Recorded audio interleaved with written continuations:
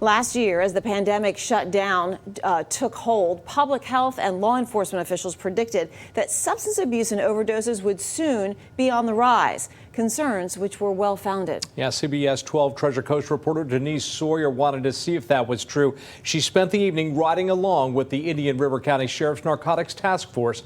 Tonight, she shows us what she saw.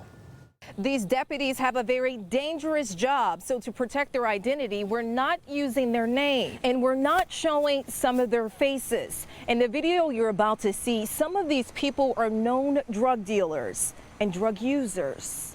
27th Avenue Southwest, 1700 block.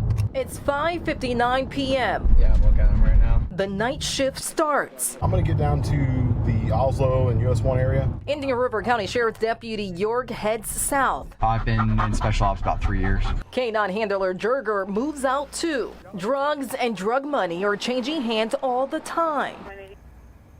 Sheriff's office. At night, suspects are emboldened. Any drugs in there or anything? That's why I said I don't even know how to dog it, because there ain't nothing in there, dude. You don't smoke weed or nothing? Though some move their product in the daylight, unafraid.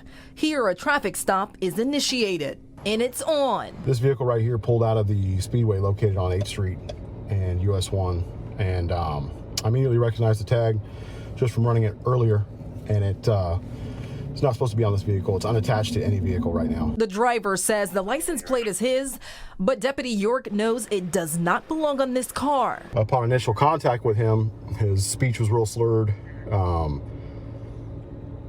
I could barely understand him. The passenger tries to bail out the front seats. Apparently, the passenger was stuffing marijuana in his mouth. That caused concern for the assisting deputy on the other side.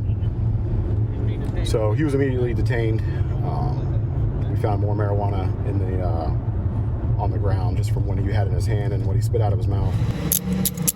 The driver is arrested on suspicion of being at the wheel while under the influence. His friend free to go. The amount of marijuana not enough for serious charges, so putting it in his mouth just foolish. And the size of this was pretty big. I mean, he could have easily choked. So it happens a lot. I mean, people do silly things to try to conceal certain items they don't want to be charged for. A little bit of weed, probably what he hit on. A few miles away in Vero Beach, Deputy Jurger is questioning a suspect who he believes has narcotics hidden on his person, maybe in his shoes. Bingo. Sure enough, in between his toes appear to be some weed and harder drugs, ecstasy and oxycodone. It's enough to land him Anything you say can or will be used against you in a court of law. behind bars. Because people are losing jobs and stuff like that, I think crime's going up. Tough times call for tough measures. People are desperate. People got to do what they got to do to survive.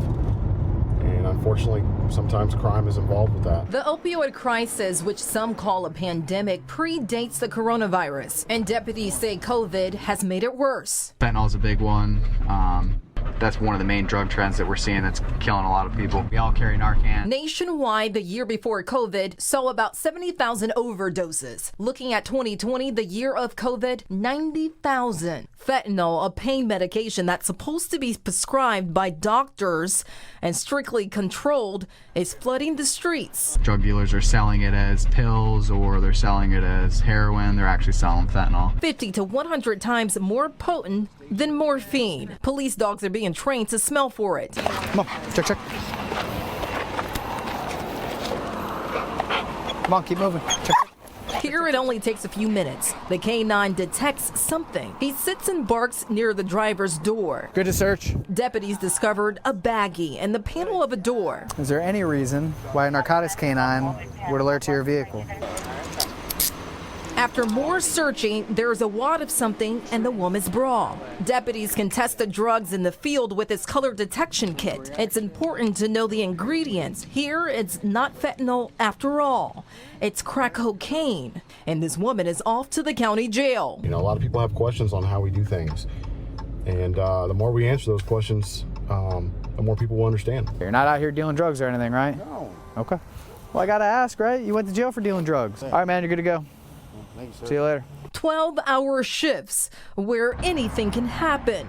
These deputies then go home to their families, and tomorrow they'll do it all over again. The only job I ever want to work. There's nothing like tracking down somebody who just committed a crime and hurt somebody else. Right now, reforming police tactics is a national issue, which is why the Indian River County Sheriff's Office allowed us to do a ride-along to see how they operate to promote transparency. Reporting on assignment for the I-Team, I'm Denise Sawyer for CBS 12 News.